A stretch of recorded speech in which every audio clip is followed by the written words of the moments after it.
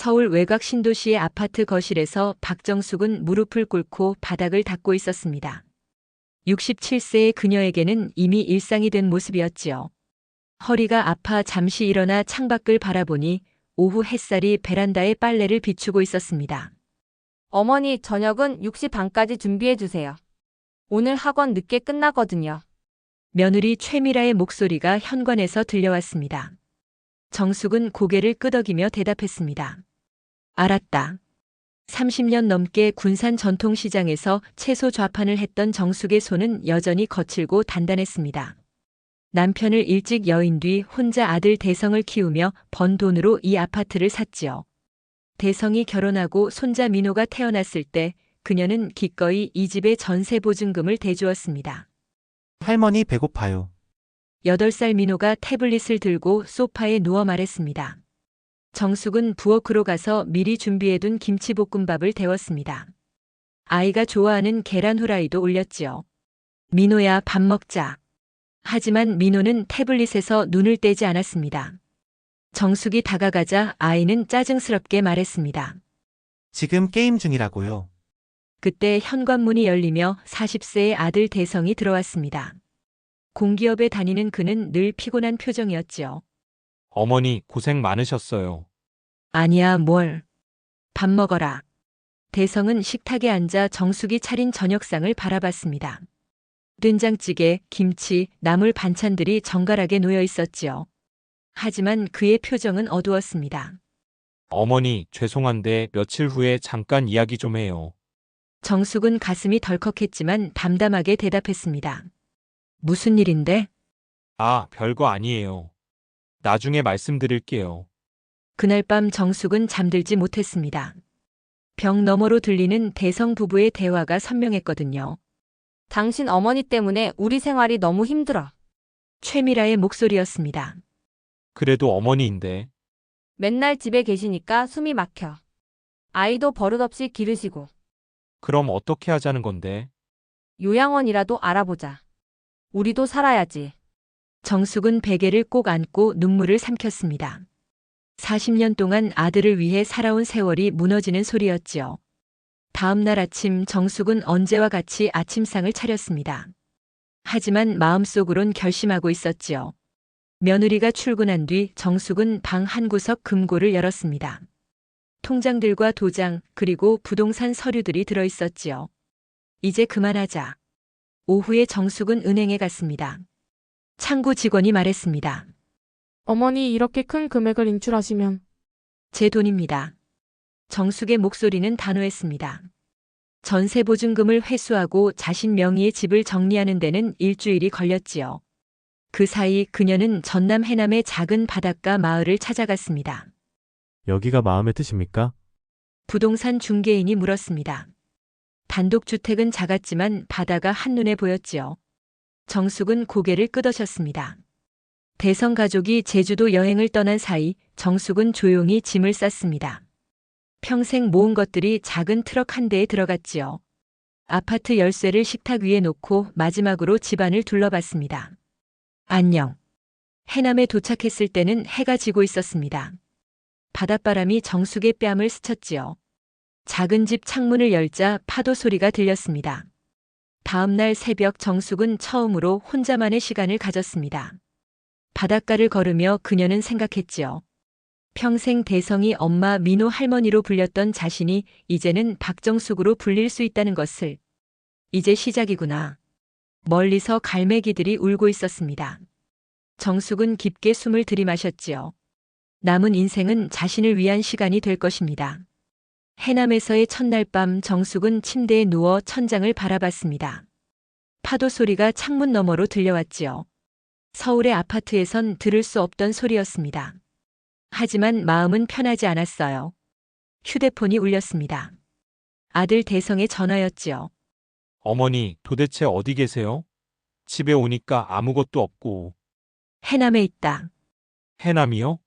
왜 갑자기? 너희들 요양원 보내려고 했잖니. 전화 너머로 한동안 침묵이 흘렀습니다. 대성의 목소리가 작아졌어요. 그건 어머니가 들으셨군요. 40년 동안 너를 위해 살았는데 이제 짐이 됐다는 거지. 어머니, 그런 게 아니에요. 잠깐 올라오세요. 이야기해요. 이야기는 끝났다. 이제 각자 살자. 정숙은 전화를 끊었습니다. 손이 떨렸지만 후회는 없었어요. 다음 날 아침 정숙은 마을을 둘러봤습니다. 바닷가 길을 따라 집들이 듬성듬성 서 있었지요. 텃밭에서 일하는 할머니가 눈에 띄었습니다. 새로 오신 분이시죠? 60대 중반 정도 되어 보이는 여성이 다가왔습니다. 손에는 상추가 한 아름이었어요. 네, 박정숙입니다. 아, 반갑습니다. 저는 김순례예요. 여기 온 지 10년 됐어요. 순례는 상추를 정숙에게 내밀었습니다. 처음 오셨으니까 드세요. 직접 기른 거예요. 고맙습니다. 혹시 서울에서 오신 거예요? 정숙은 잠시 망설였습니다. 내 아들 집에 있다가 아, 그러셨군요. 저도 비슷해요. 딸네 집에 있으면서 눈치만 보다가 여기 왔거든요. 순례의 말에 정숙은 조금 안심이 되었습니다. 자신만의 상황이 아니었던 거지요. 오후에 정숙은 마을 상점에 갔습니다. 생필품을 사려고 했는데 가격이 만만치 않았어요. 서울보다 비싼 것들이 많았지요. 여기 물가가 좀 있네요. 상점 주인이 말했습니다. 섬이라 그래요? 배로 실어 오는 거라? 집으로 돌아와 정숙은 통장을 확인했습니다. 제법 목돈이 있었지만 이렇게 쓰면 오래 버틸 수 없을 것 같았어요. 뭔가 일을 해야겠다는 생각이 들었지요. 저녁 무렵 휴대폰이 또 울렸습니다. 이번엔 며느리 최미라였어요. 어머니, 저 미라예요. 어머니, 정말 죄송해요. 제가 잘못했어요. 정숙은 말없이 들었습니다. 민호가 할머니 찾는다고 울어요. 집에 돌아오세요. 이제 와서 그런 소리 하지 마라. 어머니, 너희들이 날 어떻게 대했는지 잊었니? 정말 죄송해요. 앞으로 잘할게요. 정숙은 한숨을 쉬었습니다. 미라야, 나도 사람이다. 존중받고 살고 싶어. 네, 알겠어요. 제발 돌아와 주세요. 돌아가서 뭘 하겠니? 또 심부름이나 하라고. 그런 게 아니에요. 정말. 이제 그만하자. 나도 내 삶을 살 거야. 전화를 끊고 나서 정숙은 의자에 주저앉았습니다. 마음이 복잡했어요. 미안하다는 말을 들으니 조금 흔들렸지만 그동안의 상처가 쉽게 아물지 않았지요. 다음 날 정숙은 순례를 다시 만났습니다. 해변에서 조개를 캐고 있는 순례의 모습이 보였어요.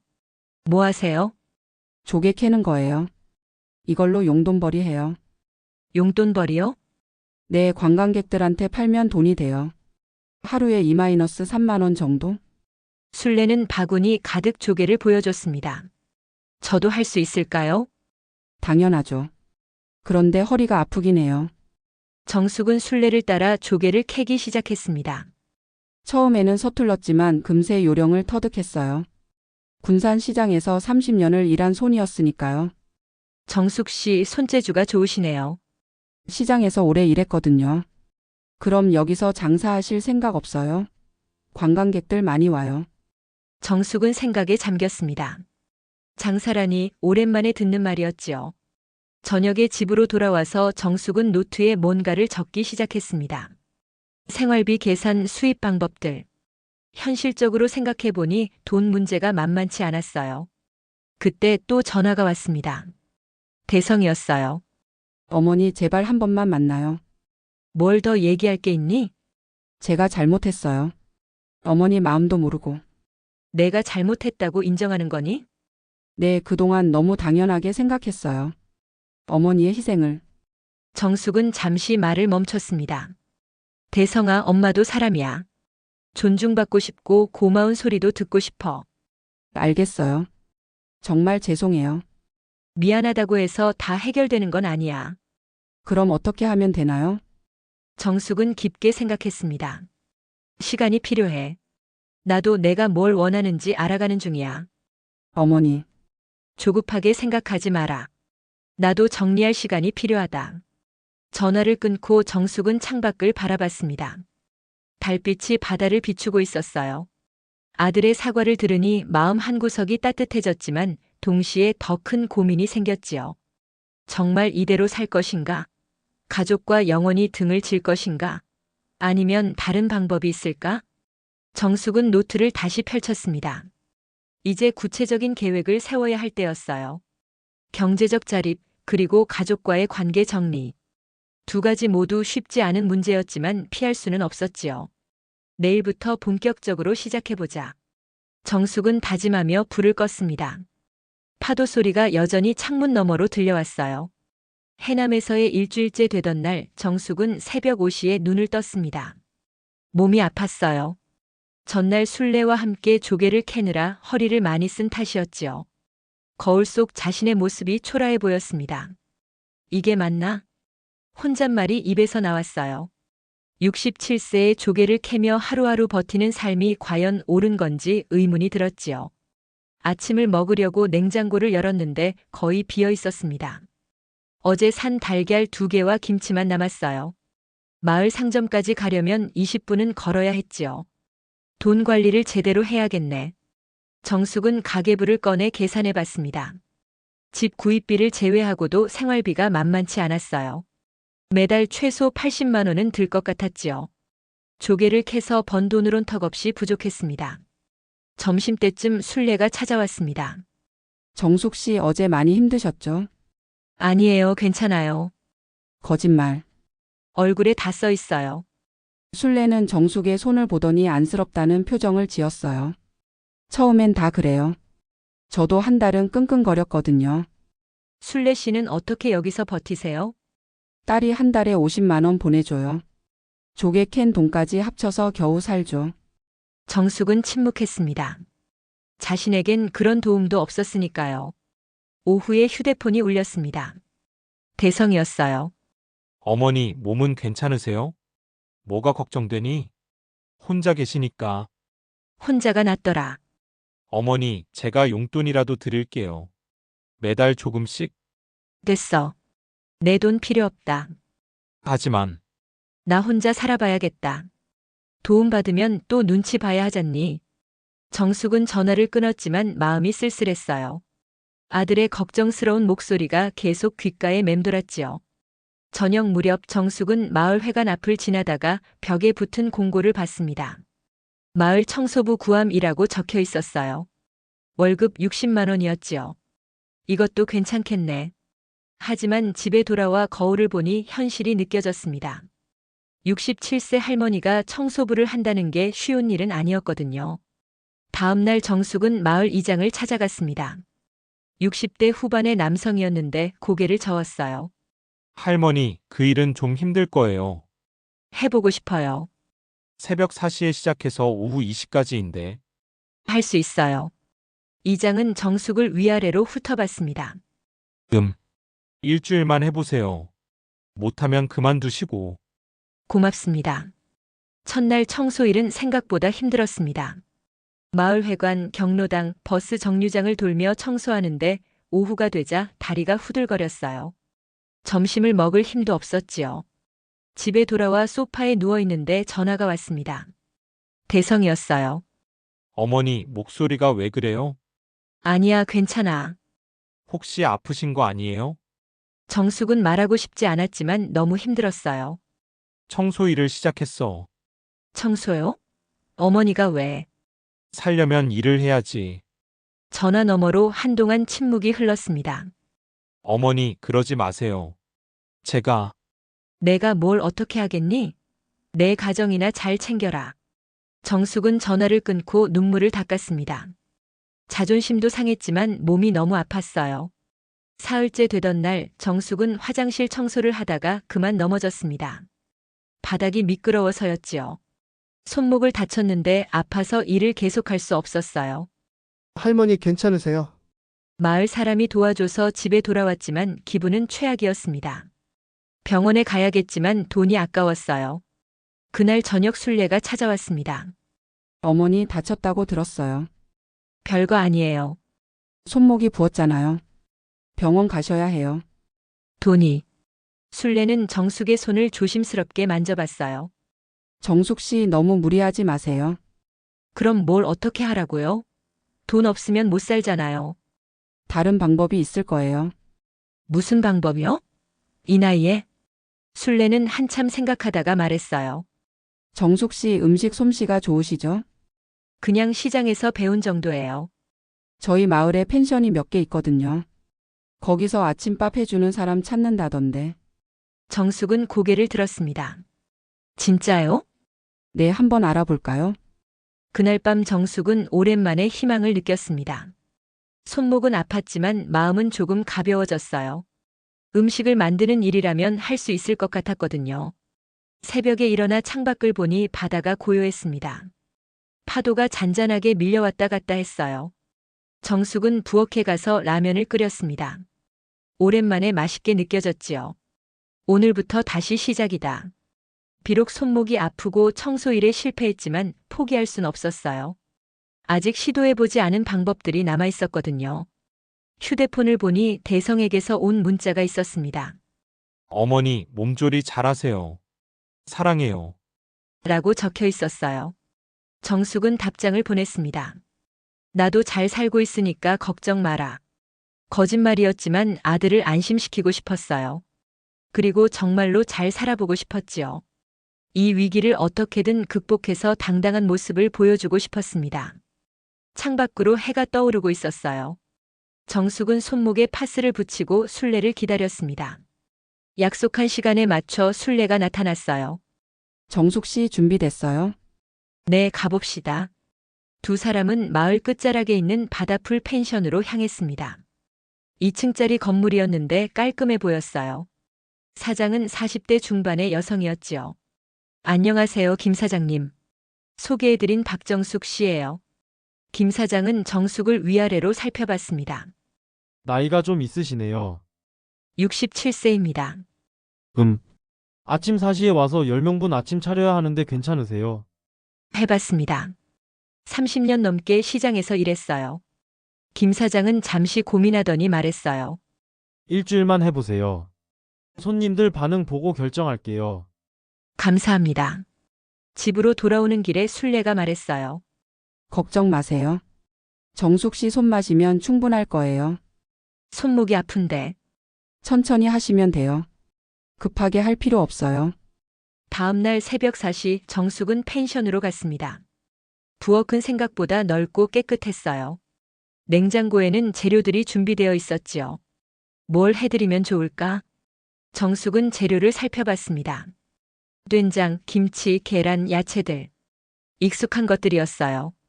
손이 저절로 움직였지요. 된장찌개를 끓이고 김치전을 부쳤습니다. 시금치나물과 콩나물 무침도 만들었어요. 손목이 아팠지만 참을 만했지요. 오전 8시 손님들이 식당으로 내려왔습니다. 서울에서 온 가족 같았어요. 우와, 냄새 좋다. 아이가 먼저 반응했습니다. 아버지도 고개를 끄덕였어요. 정말 집밥 냄새네요. 정숙은 뿌듯했습니다. 오랜만에 느끼는 기분이었지요. 손님들이 다 먹고 나간 뒤 김 사장이 말했어요. 반응이 좋네요. 내일도 부탁드려요. 네, 열심히 하겠습니다. 집에 돌아와서 정숙은 술래에게 전화했어요. 성공했어요. 내일도 와달래요. 정말요? 다행이네요. 그날 저녁 대성에게서 전화가 왔습니다. 어머니, 손목은 어떠세요? 많이 나았어. 다행이에요. 무리하지 마세요. 펜션에서 요리일 시작했다. 요리요? 그럼 괜찮겠네요. 어머니 음식 솜씨는 최고니까. 정숙은 기분이 좋아졌어요. 오랜만에 아들에게 들은 칭찬이었거든요. 일주일이 지났습니다. 정숙의 아침밥은 손님들에게 인기가 좋았어요. 후기에도 집밥 맛있다는 댓글이 달렸지요. 김 사장이 정식으로 제안했습니다. 정숙 씨 계속 일하실래요? 월급은 120만 원 드릴게요. 진짜요? 네, 손님들이 너무 좋아해요. 정숙은 기뻤습니다. 생활비 걱정을 덜 수 있겠다는 생각이 들었어요. 한 달이 지나자 정숙은 일에 완전히 적응했습니다. 손목도 나았고 체력도 좋아졌어요. 무엇보다 사람들이 맛있게 먹는 모습을 보니 보람찼지요. 어느 날 펜션에 특별한 손님이 왔습니다. 요리 블로거였어요. 사장님, 이 아침밥 누가 만드셨어요? 저희 정숙 이모님이요. 정말 맛있어요. 인터뷰 좀 해도 될까요? 정숙은 당황했지만 응했어요. 할머니 어떻게 이렇게 맛있게 요리하세요? 특별한 건 없어요. 그냥 정성껏 하는 거죠. 비법이 있으실 것 같은데요. 사랑하는 마음으로 만들면 맛있어져요. 가족 생각하면서 요리하거든요. 블로거는 정숙의 말을 꼼꼼히 적었어요. 며칠 뒤 인터넷에 글이 올라왔습니다. 해남 바다풀 펜션의 67세 요리 할머니라는 제목이었어요. 조회수가 빠르게 올라갔지요. 그 소식을 들은 대성이 전화했습니다. 어머니, 인터넷에 나오셨던데요? 그런가? 정말 자랑스러워요. 어머니가 이렇게 멋진 분인 줄 몰랐어요. 정숙은 가슴이 뭉클했어요. 대성아, 엄마도 할 수 있는 게 있었구나. 당연하죠. 항상 훌륭하셨어요. 제가 몰랐을 뿐이지. 이제야 인정해주네. 정말 죄송해요. 그동안 너무 당연하게 생각했어요. 저녁에 며느리 미라에게서도 전화가 왔어요. 어머니 기사 봤어요. 정말 대단하세요. 고마워. 정말 죄송해요. 그동안 어머니를 힘들게 해서. 이제 그런 얘기 하지 마라. 민호가 할머니 보고 싶다고 해요. 놀러 가도 될까요? 정숙은 잠시 생각했어요. 여름 휴가 때 와라. 바다도 보여주고. 정말요? 감사해요. 그날 밤 정숙은 바닷가를 산책했습니다. 달빛이 파도를 비추고 있었어요. 3개월 전 이곳에 왔을 때와는 완전히 다른 기분이었지요. 휴대폰을 꺼내 순례에게 문자를 보냈어요. 고마워요. 덕분에 새 삶을 찾았어요. 곧 답장이 왔습니다. 정숙 씨가 잘해서 그래요. 축하해요. 집으로 돌아가는 길에 정숙은 생각했어요. 처음엔 도망치듯 이곳에 왔었지만 이제는 진짜 자신의 터전이 된 것 같았지요. 아직 가족과의 관계는 완전히 회복된 건 아니었어요. 하지만 시작은 된 것 같았지요. 그리고 무엇보다 자신만의 일과 자리를 찾았어요. 이제 정말 새로운 시작이구나. 정숙은 집 문을 열며 미소를 지었습니다. 내일도 새벽 4시에 일어나 맛있는 아침밥을 만들어야 했어요. 하지만 이제는 기대가 되었지요. 바람이 살랑 불어왔습니다. 정숙의 새로운 삶을 축하해주는 것 같았어요. 여름이 왔습니다. 해남의 바다는 푸르렀고 펜션에는 손님들이 끊이지 않았어요. 정숙의 아침밥은 이제 펜션의 명물이 되었지요. 정숙 이모 오늘도 고생 많으셨어요. 김 사장이 웃으며 말했습니다. 이제는 가족처럼 지내는 사이가 되었어요. 내일부터 사흘간 쉬어도 될까요? 손자가 와요. 당연하죠. 오랜만에 만나시는 거죠? 6개월 만이에요. 집으로 돌아온 정숙은 손자를 맞을 준비를 했습니다. 민호가 좋아하는 튀김도 준비하고 새 이불도 깔았어요. 마음이 설렜지요. 다음 날 오후 대성의 차가 마을에 도착했습니다. 정숙은 대문 앞에서 기다렸어요. 할머니, 민호가 차에서 뛰어내리며 정숙에게 달려왔습니다. 예전과는 다른 모습이었어요. 우리 민호 많이 컸네. 할머니 보고 싶었어요. 정숙은 손자를 꼭 안았습니다. 따뜻했어요. 대성과 미라도 차에서 내렸습니다. 두 사람 모두 어색해했어요. 어머니 안녕하세요. 미라가 먼저 인사했습니다. 예전과는 다른 목소리였지요. 들어와라. 집안을 둘러본 민호가 말했어요. 할머니 여기 진짜 바다가 보여요. 그래, 매일 바다 보면서 살아. 부러워요. 정숙은 미소를 지었습니다. 아이의 순수한 반응이 좋았어요. 저녁 식탁에서 대성이 말했어요. 어머니, 여기서 정말 잘 지내시는 것 같아요. 그래, 나한테는 이곳이 맞더라. 음식도 정말 맛있어요. 미라도 거들었습니다. 그동안 정말 죄송했어요. 어머니가 얼마나 힘드셨을지. 정숙은 젓가락을 놓고 며느리를 바라봤어요. 미라야, 이제 그런 얘기 하지 마라. 하지만 제가 너무했어요. 다 지난 일이야. 앞으로 잘하면 되는 거 아니겠니? 미라는 눈물을 글썽였습니다. 감사해요. 이렇게 넓은 마음으로. 우리가 가족이잖니. 다음 날 정숙은 손자와 함께 바닷가를 산책했어요. 할머니 여기서 뭐해요? 펜션에서 요리 일해. 요리요? 할머니 요리가 제일 맛있는데. 고맙다. 할머니 저도 요리 배우고 싶어요.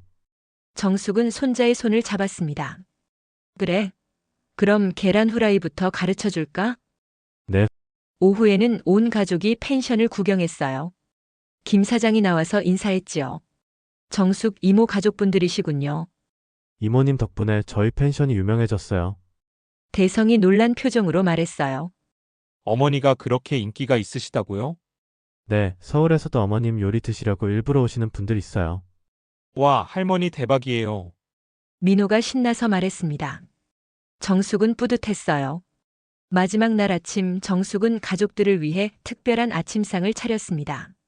30년 시장 경험으로 터득한 모든 솜씨를 발휘했어요. 어머니, 정말 맛있어요. 대성이 진심으로 말했습니다. 어릴 때부터 계속 먹었는데, 이제야 제대로 맛을 아는 것 같아요. 그때는 당연하게 생각했구나. 죄송해요. 어머니의 정성을 몰랐어요. 정숙은 아들의 머리를 쓰다듬었어요. 이제 알면 됐어. 떠날 시간이 되었습니다. 민호가 정숙에게 그림 한 장을 건네줬어요. 할머니, 이거 제가 그린 거예요. 그림에는 바닷가에서 웃고 있는 할머니가 그려져 있었어요. 고마워, 민호야. 할머니, 다시 올게요. 그래, 기다리고 있을게. 차가 떠나고 정숙은 혼자 남았습니다. 하지만 외롭지 않았어요. 마음이 따뜻했지요. 저녁에 순례가 찾아왔어요. 가족들 잘 갔어요? 네, 즐겁게 지냈어요. 다행이에요. 정숙 씨 얼굴이 훨씬 밝아졌어요. 그런가요? 처음 왔을 때랑 완전히 달라요. 정숙은 창밖을 바라봤습니다. 석양이 바다를 붉게 물들이고 있었어요. 순례 씨 고마워요. 덕분에 여기서 새 삶을 시작할 수 있었어요. 정숙 씨가 잘해서 그래요. 혼자서는 못했을 거예요. 두 사람은 차를 마시며 이야기를 나눴어요. 이웃이자 친구가 된 시간이었지요. 다음 날부터 정숙은 다시 일상으로 돌아갔습니다. 새벽 4시에 일어나 펜션으로 가서 아침을 준비했어요. 하지만 이제는 다른 마음이었지요. 예전에는 생계를 위해서였다면 이제는 보람을 위해서였어요. 사람들이 맛있게 먹는 모습이 행복했거든요. 한 달 뒤 정숙에게 특별한 소식이 들렸습니다. 지역 신문에서 인터뷰 요청이 온 거였어요. 해남에서 새 삶을 시작한 67세 요리 할머니. 기사 제목이었습니다. 정숙의 이야기는 많은 사람들에게 감동을 줬어요. 비슷한 처지의 노인분들이 용기를 얻었다는 댓글이 달렸지요. 가을이 되자 정숙은 작은 텃밭을 만들었어요. 상추, 깻잎, 고추를 심었지요. 순례가 도와줬어요. 정숙 씨 완전히 해남 사람 됐네요. 그런가요? 네, 이제 진짜 여기가 고향 같죠? 정숙은 고개를 끄덕였어요. 정말 그런 것 같았거든요. 저녁에 대성에게서 전화가 왔습니다. 어머니, 추석에는 저희가 갈게요. 여기로? 네, 어머니 집에서 차례상을 차리고 싶어요. 그래, 와라. 어머니가 만든 음식으로 차례 지내면 아버지도 좋아하실 거예요. 정숙은 가슴이 뭉클했어요. 남편 생각이 났거든요. 그날 밤 정숙은 바닷가를 걸었습니다. 별이 많이 떠 있었어요. 6개월 전 이곳에 왔을 때를 생각해봤지요. 그때는 도망치듯 왔었는데 이제는 진짜 집이 된 것 같았어요. 여보, 잘 지내고 있어요. 하늘을 보며 혼잣말을 했습니다. 바람이 살랑 불었어요. 집으로 돌아가는 길에 정숙은 다짐했어요. 앞으로도 이 자리에서 자신만의 삶을 살아갈 거라고. 그리고 가족들과도 새로운 관계를 만들어갈 거라고. 현관문을 열며 정숙은 미소를 지었습니다. 내일도 새로운 하루가 시작될 거였어요. 자신의 이름으로 자신의 자리에서 살아가는 하루 말이에요. 파도 소리가 잔잔하게 들려왔습니다. 정숙의 새로운 삶을 축복해주는 것 같았어요. 오늘 이야기 어떻게 보셨나요? 정숙 씨의 새로운 시작이 궁금하시다면 다음 편도 꼭 기대해 주세요. 구독과 좋아요 눌러주시면 더 많은 이야기를 전해드릴 수 있습니다.